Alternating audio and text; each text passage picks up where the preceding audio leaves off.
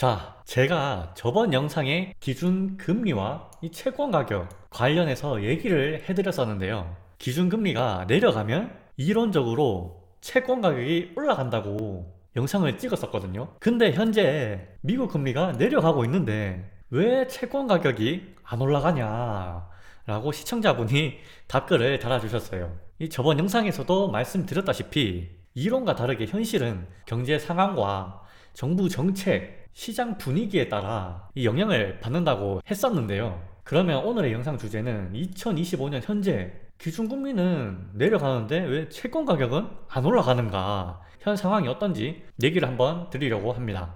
우선 이 주식은 쉽니다.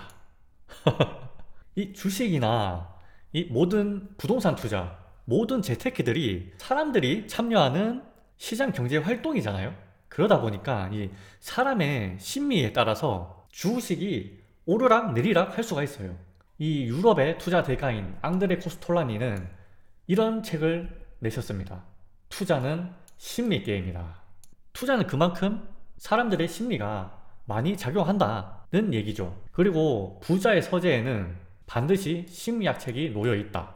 이 결국에는 주식시장도 사람들이 참여를 하잖아요. 그래서 주가가 오르고 내리는 것은 이 사람들의 심리가 작용하기 때문입니다.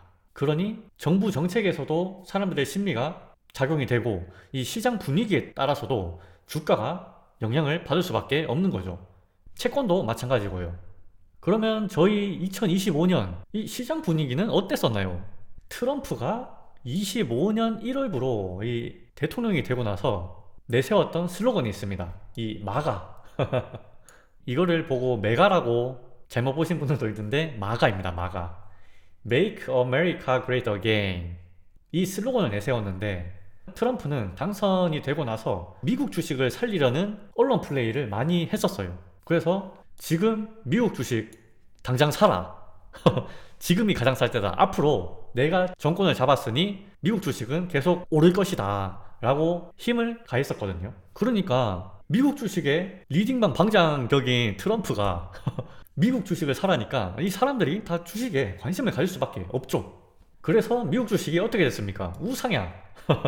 우상향하게 됐습니다. 우상향.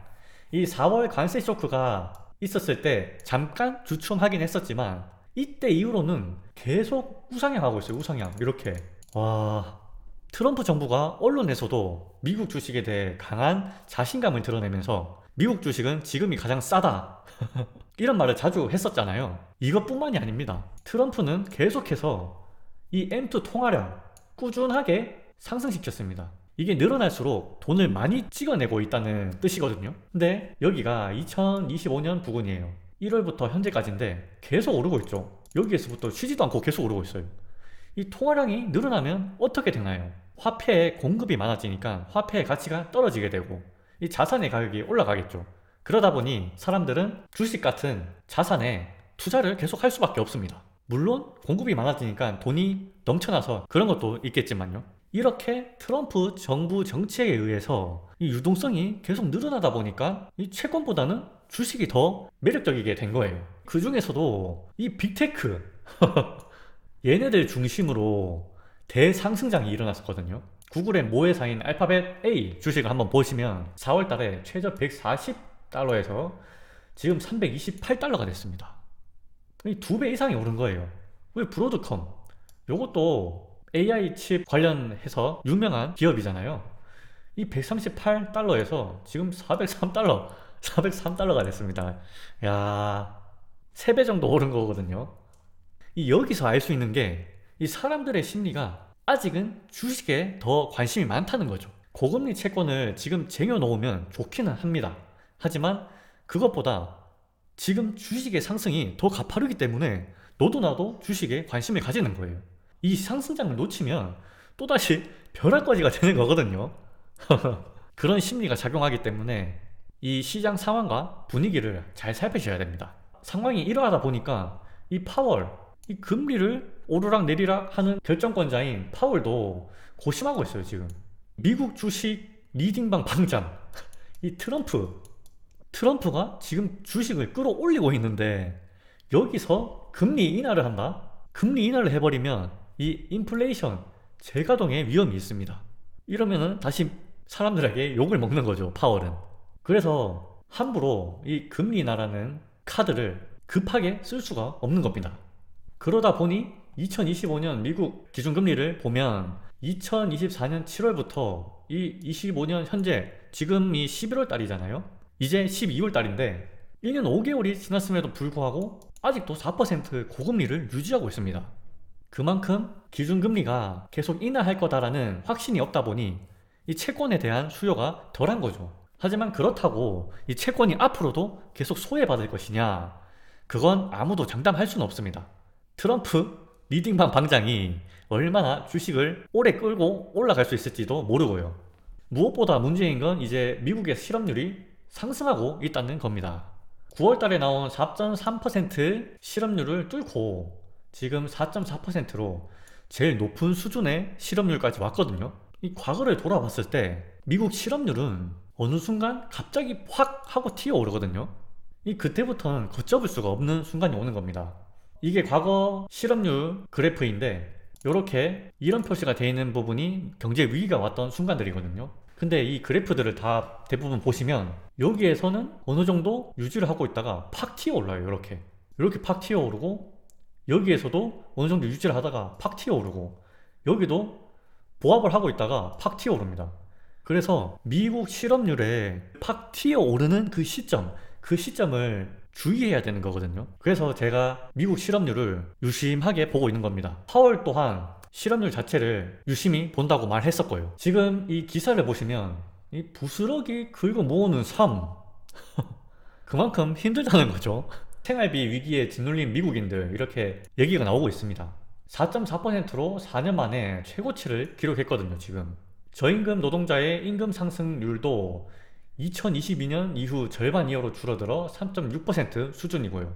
이런 상황에서 지금 도널드 트럼프 대통령 행정부는 저소득층 대상 식료품 및 의료비 지원마저 줄이고 있습니다. 이렇게 되면 저소득층부터 차근차근 실업률이 올라가고 미국 노동시장에 안 좋은 영향을 끼칠 수 있다는 얘기입니다. 그리고 이런 상황에서 이 빅테크 기대심리, 이 주가심리 이것까지 꺾이게 되면 경제 위기가 올 수도 있는 상황입니다. 오라클이 이번에 AI 관련해서 되게 많이 급상승했었잖아요. 오픈 AI와 계약을 하게 되면서요.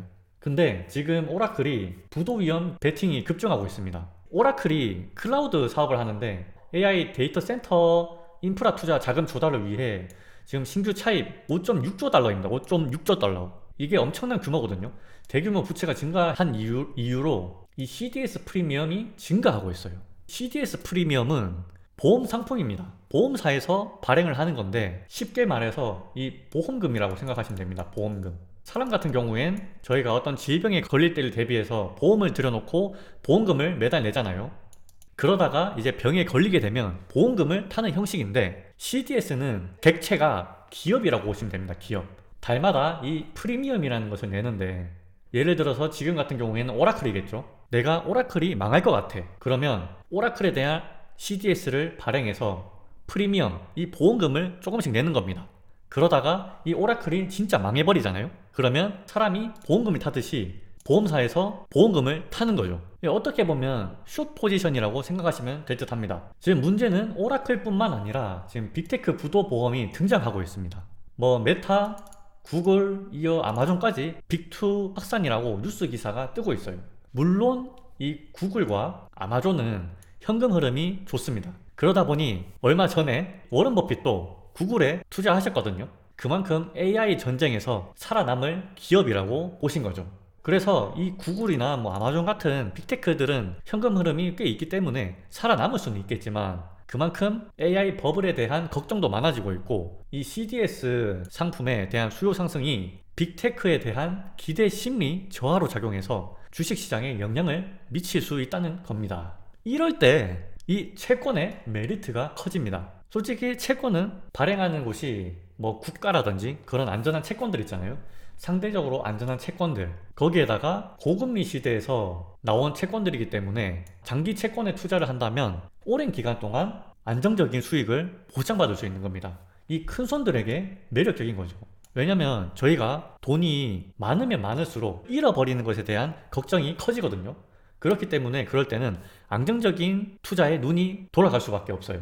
큰 손들 같은 경우에 1,000억 원이 있다. 그러면 모두 주식에 위험하게 투자를 하는 것보다 안정적으로 투자를 해도 1,000억에 5%만 해도 50억이거든요. 50억. 그렇기 때문에 이분들은 굳이 위험하게 주식 투자를 할 필요가 없습니다. 그래서 이분들한테는 고금리 시대에 나온 채권들이 되게 매력적인 거죠.